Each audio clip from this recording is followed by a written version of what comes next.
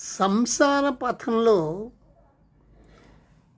తాపత్రయ రూపంలోని సూర్యకిరణాల వేడికి పరితపిస్తూ దుఃఖితులై దాహార్తి ఉపశమన నిమిత్తము విషయరూప మరుభూమిలో జలాన్వేషణా తత్పరులై పరిభ్రమిస్తూ శ్రమపడుతున్న ముముక్షువులకు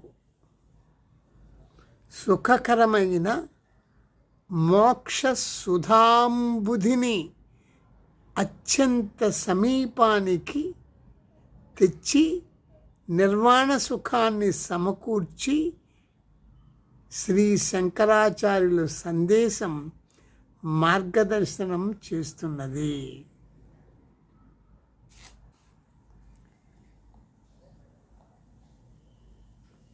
శంకరాచార్యుల వారికి, ఆది శంకరాచార్యుల వారికి నమస్సుమాంజలు.